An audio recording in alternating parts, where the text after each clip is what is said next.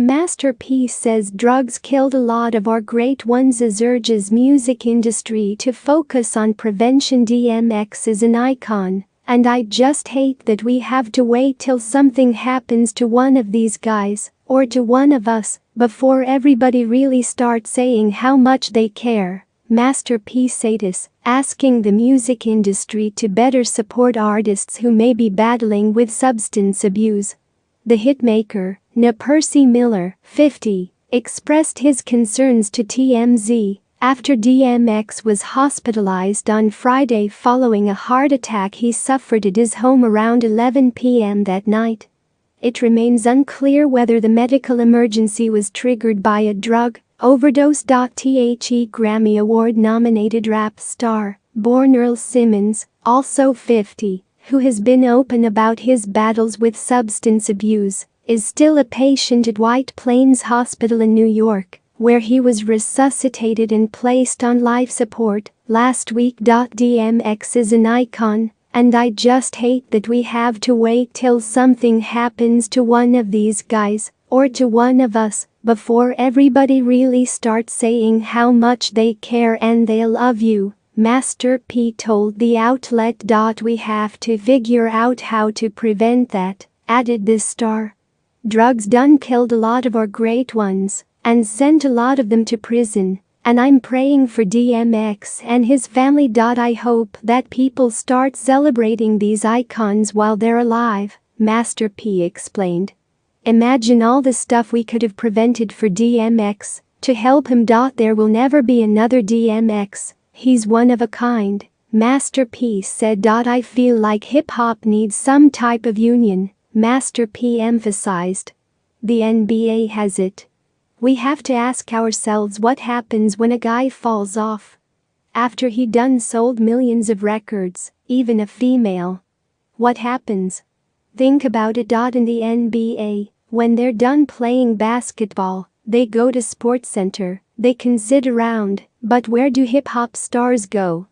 He asked. Many hip-hop stars pursue various business ventures amid and after their careers, including Master P, who founded No Limit Records. But DMX, who has landed roles on the big and small screen amid his career, has battled substance abuse through the years, which he said began when he was about 14, after an adult he viewed as a role model laced his marijuana with cocaine. During his appearance on People's Party with Talib Kweli in November, the Cradle to the Grave star vividly recalled the incident that subsequently triggered his decades-long battle with addiction. I loved this guy like an older brother, I didn't have any brothers, Simmons began before fighting back tears as he continued, but this guy, he introduced me to what would be the best part of my life, which would be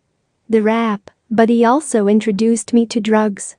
The thing with my life, it's blessed with a curse, and the curse aspect of it was, like I said, I didn't smoke cigarettes, I didn't smoke weed. I didn't do anything. I was 14 years old. I never felt like this before. I later found out that he laced the cannabis with crack. Why would you do that to a child? DMX said.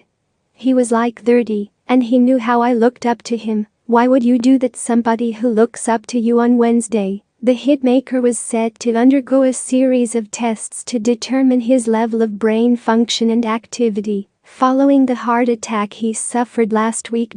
We are just waiting on the doctors to tell us what the next steps are, his manager, Steve Rifkind, told People. If you or someone you know is struggling with addiction, please contact the SAMHSA Substance Abuse Helpline at 1-800-662-HELP. Has not regained any brain function nearly a week after his overdose, and the family may soon be faced with a tormenting decision, whether to withdraw life support.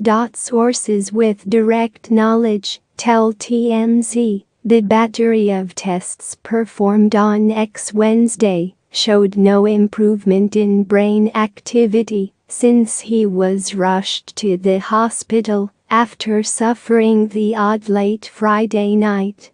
As we reported, he had little brain function after being deprived of oxygen for nearly half an hour. DMX remains in a coma, and, as it was put to us, the test results are not good. We're told the family has asked ex-longtime friend and manager, Steve Rifkind, to fly to New York Friday, another sign that hope is dwindling. As we reported, there's been a massive show of support for DMX. Hundreds of people, including his kids, fiancé and mothers of some of his children, crowded outside the hospital Monday night for a prayer vigil. We're told only a limited number of family members have been allowed inside the ICU because of COVID-19 restrictions. It is currently unclear when X-family will make their decision on his medical future, although Rifkin told us earlier this week the tests were critical, and once the results were in, the family would determine what's best from there.